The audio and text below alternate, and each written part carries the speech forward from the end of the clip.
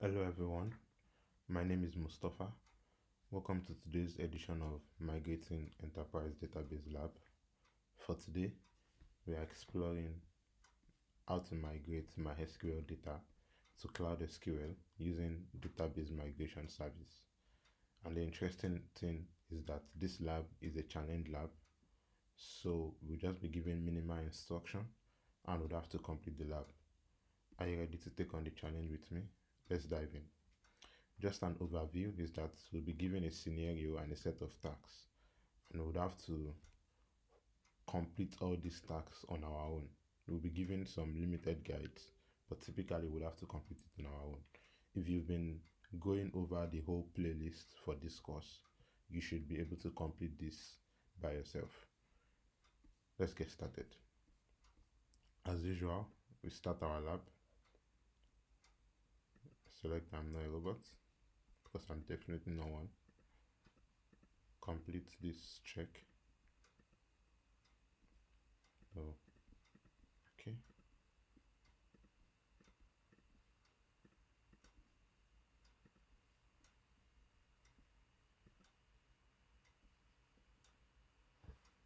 So let's launch the lab. And I'll open this in an incognito window as usual. Click on next, copy our password. Click on next. After copying our password, then I click on understand this and we'll wait to get signed in into that sign. Now we are on our console, which is where we want to be. Just have to agree to the terms and service here and we are good. So in our console, here we are. As expected, we have to configure our Cloud Shell credentials that we're going to use. So these are just part of the setup and requirements. You must first set your region and zone I'll be using in this lab.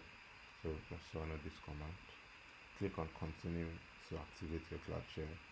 Then you would see that our Cloud Shell is provisioning our Cloud Shell machine, and after that we would connect to our Cloud Shell instance. Let's got this. So here we are. Paste all the code we just copied. Click on enter and authorize this.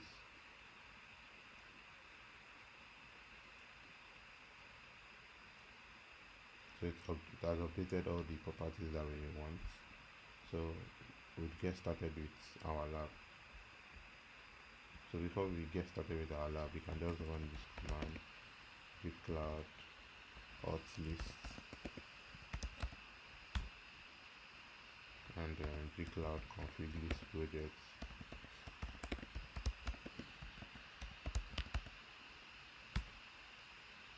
So you can see that here's our project, which is what we have here. And this is our student account. So we are good for Qwiklabs. Let's get started. So here's the challenge scenario. An employer has an existing MySQL database running on the computer instance. They want to migrate this database to a new Cloud SQL instance using two different migration strategies. They want to do a one-time migration using the external IP address of the computer engine instance to gain access to the source database. Then for the second one, we have been instructed to use a VPC Peering for access to the source database to remove dependencies from the external IP address. So we want to do it two ways.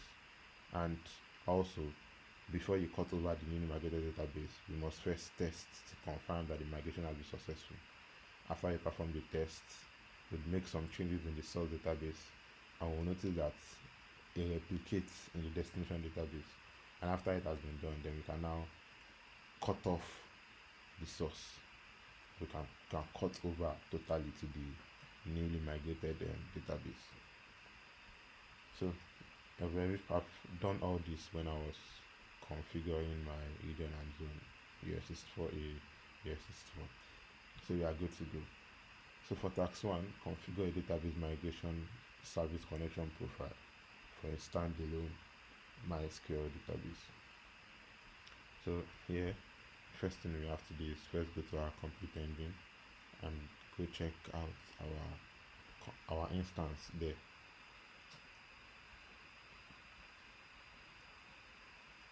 So here we are, this is our instance on our computer engine. Leave it there and duplicate this tab, so when I need it I can come back at it.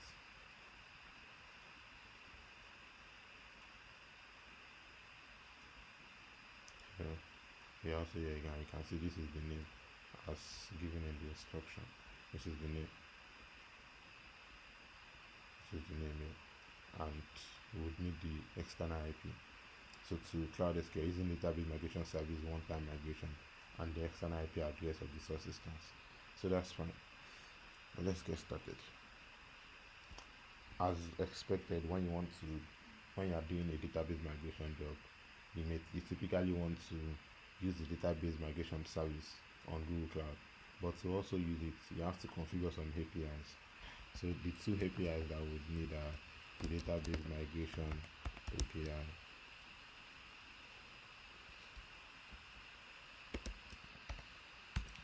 and we also have the service networking API. So we try to configure both of them. Just going to see if it is configured. If it's not, I'll configure it. So here I am enabling it. So if you just go ahead without doing this, you should still be prompted to do it along the line. I just like to make sure that I have everything set at the early beginning. And when you enable your API, you should have an option to disable. After that, you know that your API is enabled. So let's also enable the service networking API. I can just search it here. Okay, let's see it. Here we have. Click on this. Then also enable the service networking API. These are the two APIs that we need for this lab. Okay, there is an option to disable, which shows that we've enabled it. So the next thing we want to do is, from our navigation menu, let's go to our database migration service. So more products. This is database migration. And then, as usual, before you start a database migration, you have to have a connection profile. You have to have a connection profile before you can do a job. You have to have a connection profile, because when you are doing a job, you'll be expected to select a connection profile for it. So before we can even do this at all, we have to have a connection profile. So this is where we go to first, a connection profile. Then we'll create a connection. The database engine is MySQL. The connection profile name, you can just choose this. You can choose this. For the host name, we'll use the external IP address of the compute engine instance. To get that, I can just duplicate this and go copy the external IP address.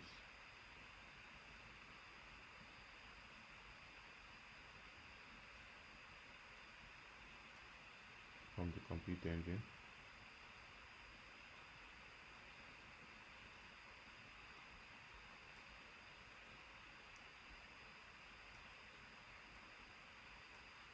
Here, I'll copy this. I'll copy it, come back here, paste it here. For the username, use the username they want me to use, admin, and use the password. The password is change me here. And take note that they want us to use a US64. So after that, we can create.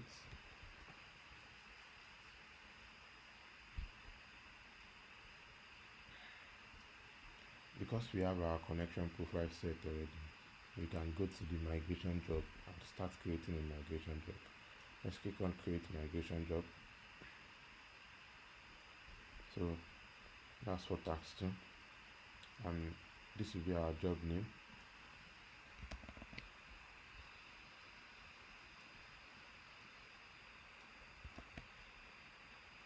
Our source database entry will be MySQL. This one we'll choose a US east for. For the migration job type, we are doing a one time, so we'll choose a one time, and after that let's click on save and continue. So for our connection profile, the one we created before, we'll choose it. After that, save and continue. For our destination instance ID, here's our Cloud SQL destination instance ID. The password they want us to use is super secret. This is the SQL version. This is the region. You can choose a multiple region. You have the private IP. So we are asked to use this machine type, and are using SSD, and I want us to use a 10. So you can take a look. These are just the instructions. I'm just trying to follow them. After that, while my destination is getting created, for the connectivity method, what connectivity method they ask us to use in this lab? For this lab, we'll be using a VPC Peering. So typically, because we are connecting between two labs on VPC, you can just use a VPC Peering. That also work. So the VPC Peering, the VPC will be default. But before we can continue, this has to get completed. So we'll wait for this to get completed. The nation has been successfully created, and now this is now able to be clicked. Configure and continue. So this should also take a few minutes. It's done already, so we can create and start the job. Yeah, let's create and start it. You can decide to test the job also before you create and start it. So let's see. Yeah. And you'd see the progress of the job. So from starting to running. So I'll fast forward this also and see at the end when it's in the file status. Our migration job is now complete, and you can see completed here. So the duration for the migration job to get completed differs, and yours will be faster than this. So we are good. So now let's confirm if we've done this. Yeah, you can see that it's confirmed. So we can also check if we've actually migrated this one time. To check, you have to go to, I've copied this command, then you have to go to your Cloud SQL, which is the destination for this database migration job. Click on this SQL part. So when we are there, I'm going to dismiss this and enter into this. So when I'm in this, I just need to scroll down. I can open it in Cloud Shell. So let's connect to the database from Cloud Shell.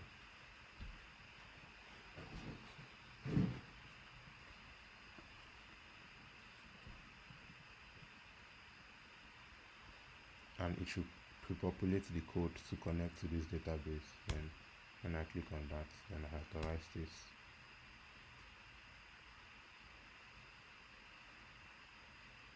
So after authorizing this, it's going to allow list my IP. After allow listing my IP, then I should be able to enter into the database. So I've been prompted to enter my password. It should be my password.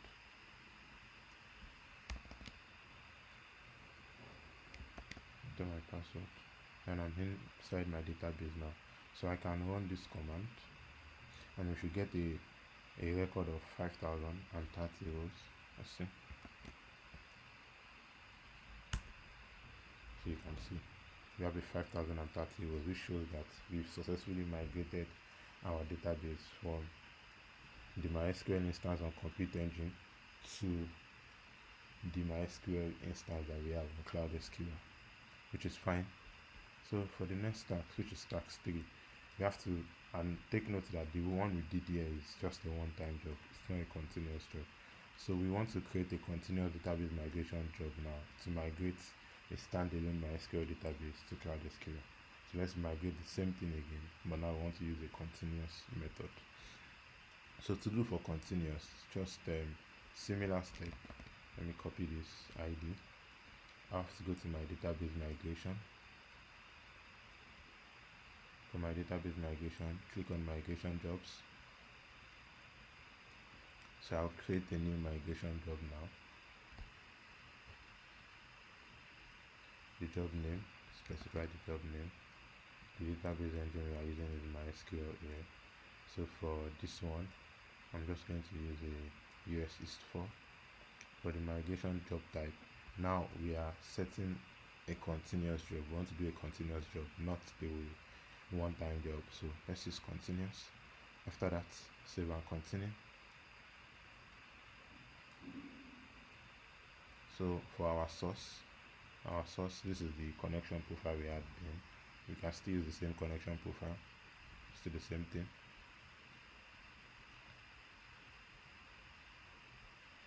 So for our destination, this is the destination ID for this one. You can copy the destination ID. For our password, the password that they asked us to use, super secret. Just going to fill out all this. We are using this version, this and that. Yeah. So this is the version we are using. This is the region. Yeah, you can leave this like this. You can use the private IP. After that, 1 VCP here, then SSD, then we have 10 gigabytes for this one. So create and continue. Yes, create destination and continue. So we can also set our connectivity method. We're also using VPC Peering here also, and our destination has to be finished before we can configure and continue. So I'll wait for this to get finished. I'll see you at the end. Has been created. Then after that we can click on configure and continue. So this should just take a minute. Then we can decide to test our job. Let's test our job this time around.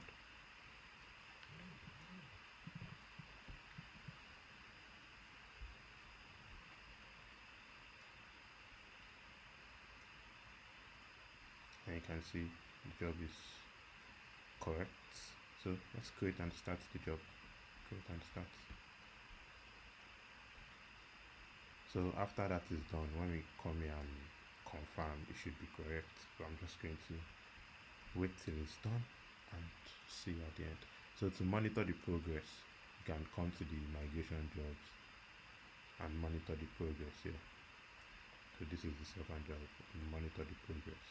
So I'll fast forward it and see at the end. You can see that our continuous migration is now in progress. So we can take a look at this one. I've already checked it and it is now checked. That is why we have 60. So for task 4, we want to test that the continuous database migration service job replicates the updated data. And how best can we check that? If not by altering to the source database where the data is actually coming from. We have to alter the source database. So alter the source database. We know that the source database is on our compute engine instance. So here's our compute engine instance. We can SSH into our compute engine instance. And when we SSH into our compute engine instance, we can now access the database and change a particular value on the database. And let's see if it replicates on the destination. So we would know if the continuous migration is actually working or it's just a bluff. So to access our database using MySQL, the user, then the admin, you access to set the password. So the password we use here, you can go to the first one. The password we use here should be change me.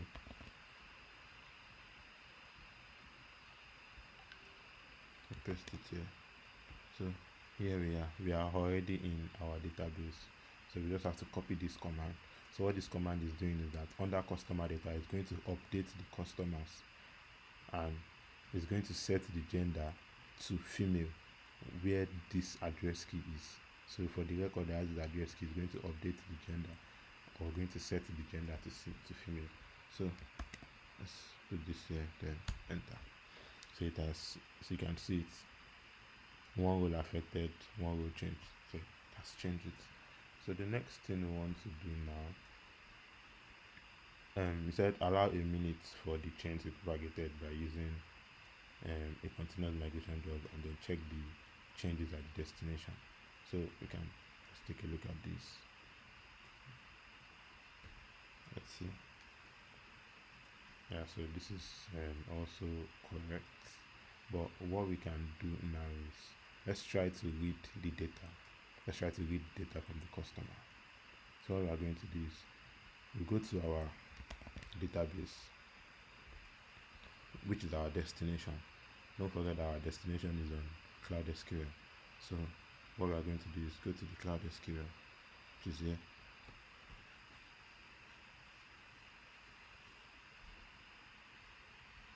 So the one for our the one for continuous, this is the one for continuous. We'll connect to it. You can just see, you can check, probably cannot check the data from here. So we'll open it in Cloud Shell. Just open it in Cloud Shell once again. Let me connect this.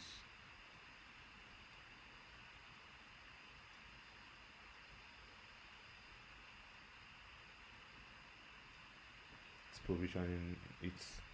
So you should copy a command with this. So if it does not do that, you can just do it again. Open in Cloud Shell and it copies the command. And click on enter. Authorize this. So after authorizing this, it will allow list our IP, then after that it will connect to our password. The password we use for this should be super secret.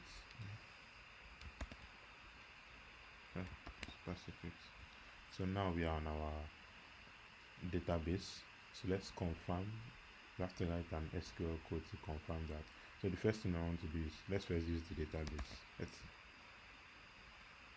is the database. So our database has changed now. So now let's look for the data that we want. Let's use the data that I want to use. One thing we can do is comment, trying to see if there is a pre-written SQL code that we can use here.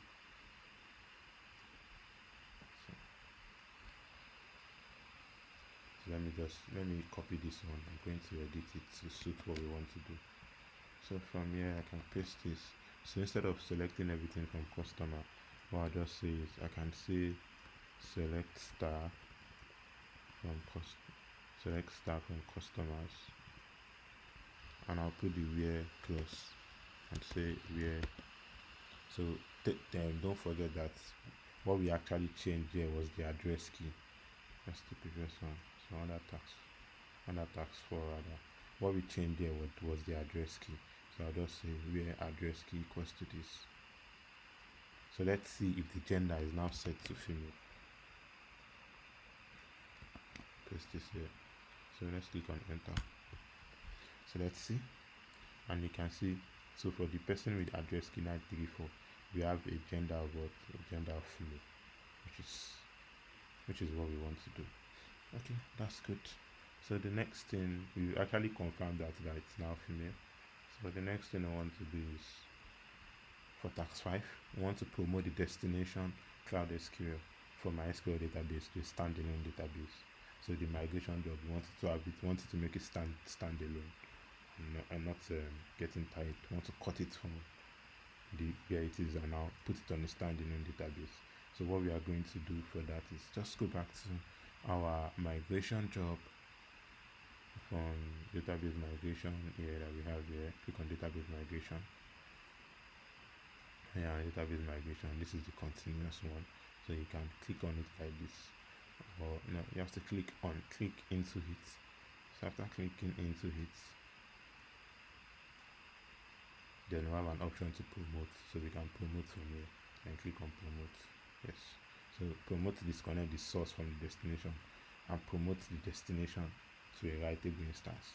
So it is recommended to stop write to the source and wait until the replication delay is at 0 before initiating promote. So what this thing is going to do is that since we want to deprecate the use of the source database. Now we want to start using the destination just alone, so we can just cut it away from the source, since we'll now be writing data directly to it from the destination. So let's click promote, and to also check the status of the promote, you'd go back and see the status of the promote here, so you can see promote in progress. When it's done, then we'll be able to complete that particular task, and that's the final task for this lab. Just disconnecting the source from the destination. When it does all that, finish, would be here to see.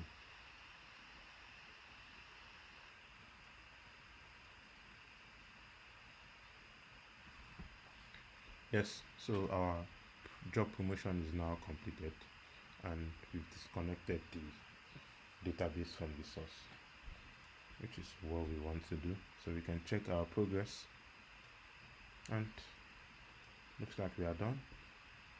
Let's check this progress.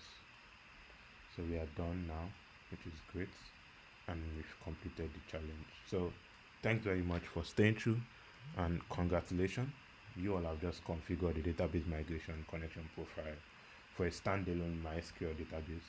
You also performed the one-time migration of the standalone MySQL database to Cloud SQL. After that, we created a continuous database migration service migration job to migrate a standalone MySQL database to Cloud SQL. We tested that the continuous database migration service job replicates the updated server, or it replicates the updated source data, because we altered the gender, and we noticed that the destination it's also altered.